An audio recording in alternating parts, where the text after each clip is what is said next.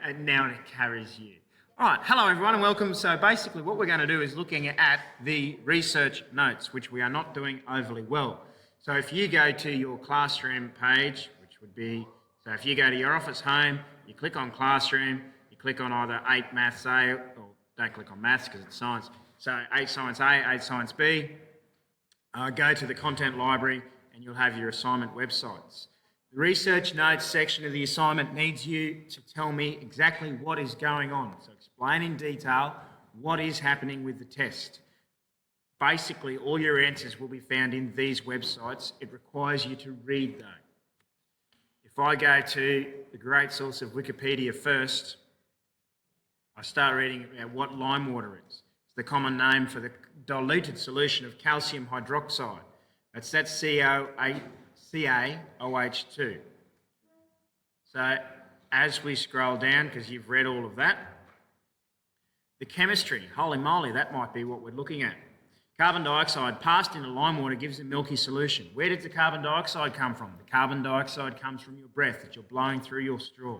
So that's what you did. You put carbon dioxide into the calcium hydroxide. Right? It gives the milky solution. That's what happened when we did our test. This is due to the insoluble suspension of calcium carbonate formed.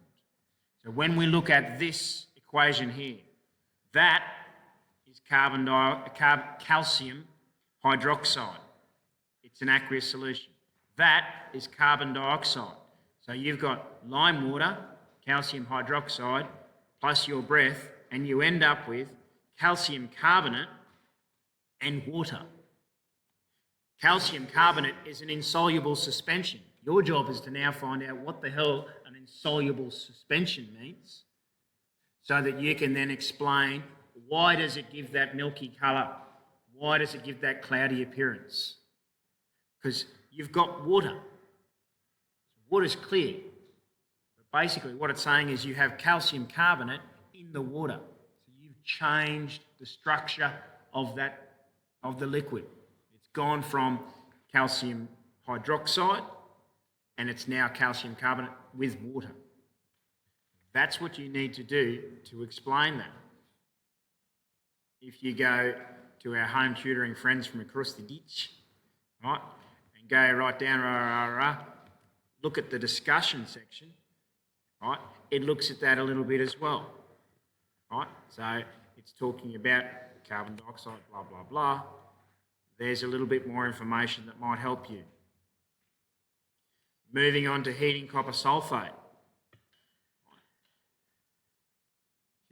This is basically, if you'll note, here we go. Here's another of our chemical equations. We didn't add anything. So what we've got here, CuSO4 is calcium sulfate, copper sulfate, right, with H2O, 5 lots of it. H2O, of course, is water. And I end up with, they're separate there. Here they're combined, here they're separate. It's exactly the same thing. Right. If I read and I scroll down and I scroll down and I scroll down, I'm reading super fast. Please don't do this. Holy Moses. Scientific description. Why does copper sulfate change its colour? That's exactly what you've been asked to do with your research notes. What's the scientific description explaining the prac? Right? So, basically, you end up with, the copper sulfate is a hydrated copper sulfate. Hydrated means presence of water. So the copper sulfate, that blue powder that you had in your test tube, it had water in it. And when we heated it, of course the water went out. You saw that happening on the inside of the test tube. You saw the water starting to form on the inside of the test tube. You saw the steam coming out. The water was leaving it. As the water left it, so did the colour. Right? It became brittle. Right? It became white, it became grey. The colour left it when the water left it. Then when you put the water back in, what happened? Well, she turned back to its original. So it was hydrated, so there was water in it. You heated it, you took the water out. There it goes. Water's gone. When you put the water back in, it returned to this form. All right, starch. This is the tough one. I'm not going to go too much detail into this one, all right? But you can read. A lot of these ones, all right, are talking about, you're testing for starch. Basically, I don't expect you to carry on about this. All right? I don't expect you to carry on about that. I don't expect you to subscribe to their newsletter. All right? You can read it. It's good to read it. You may not understand half of it, but it's still good to have a bit of a crack. All right? Okay? Basically, if you look a bit at this one, what it's saying is that when you put the iodine in, then you're forming a charge, you recall electrons, changing particles. The structure is changing. So the iodine and the starch are melding together to create a new structure. And basically the reason the colour changes is because the way that the structure now sits is that it absorbs the light differently. And that's why you end up with a different colour. That's colour. Right? The way we see colour is because we see light reflecting off things differently. So some things absorb colour, some things don't. Some things absorb different wavelengths of colour, of light, sorry. And that's what you see. So you're actually seeing the reflections. So what it's saying is the chemical structure is changing so that the way that we see it, right, it's absorbing the light differently. There was another good one. If you like that article, share it with your friends. Right? There was another good site in the quarter one. A bit of an explanation that goes on there. Right? So you can see there, that's the iodine sort of sliding into the starch coil.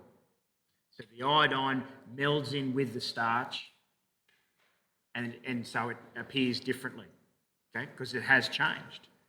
It doesn't actually change back. A lot of people are talking about, I think it's a physical change because it goes back to its original state. It hasn't. You've only put a tiny little bit of iodine in there. And remember, it went all marbly in colour, right? It's streaky, the purple going through. Eventually, what's happened over time, it hasn't gone back to the way it was. It's just that started spreading out and started diluting. Right? So it's still a chemical change. And the more iodine, of course, you add, the darker it goes. But it's just spreading out a lot more. So it's still a chemical change. It's not a physical change. So it hasn't actually returned to the way it was. It's just become quite diluted. All right. Stillwell copper sulfate. Test 4. Basic chemistry. Help for students and teachers. Some of us need it more than others. Here's another of your chemical equations. Fe is iron. So this is good because it's got the word one, then it's got the chemical one. Fe is your iron, CuSO4, as you learnt before, is copper sulfate. You end up with FeSO4, which is iron sulfate, and copper. Basically what happens when we put the steel wool in, or the iron, and we put the steel wool into the copper sulfate, they start swapping over. The reddish colour that you see forming around the steel wool isn't rust. It's the presence of copper. Right? Over time, if we had left it for a long time, the blue in the copper sulfate would have started to turn green. I don't know if any of you noticed that. But what's happening is that they're reacting. Right? And so what's happening is the iron in the steel wool, the iron's sort of coming out into the liquid. As that's happening, the copper from the copper sulfate is forming around the steel wool. So that's what's giving it its different colour. And you see it's changing its makeup when it becomes all really soft and breaks apart. So they're effectively swapping. Right? The copper's coming out of the sulfate onto the steel wool, the iron. The iron's coming out of the steel wool into the copper sulfate to make it an iron sulfate. It doesn't happen instantly and it doesn't happen automatically. Right? And so it's a gradual thing. So the longer you leave it, the more brittle, the more soft, the more orangey red the steel wool become, and the more green the liquid would become. Finally, magnetising a nail. Effectively, good old Khan Academy. And please don't, like someone has did, just copy and paste and it says, oh, as you can see in the video below, well, if there's no video in your assignment, it's pretty obvious that you've copy pasted there. Okay? This one is quite good in the way that it explains how things are magnetised. Right? That's what you need to do. How did it magnetise? You've got to talk about all the ions lining up. I don't expect a year 11, year 12 physics standard answer. It's effectively when you're rubbing the magnet on the nail, is you're lining up, right, parts of that, and so it's creating that magnetic field, right? That will be in there as a good way to explain that. Some people may have found other websites as a good way to explain that. But you've got to tell me, don't just tell me how the magnet works. Don't tell me how did you turn that nail into a magnet? What did you do to it?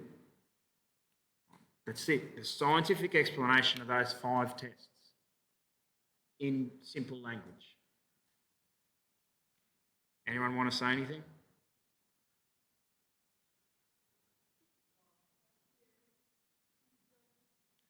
They're all gone scared. Bye.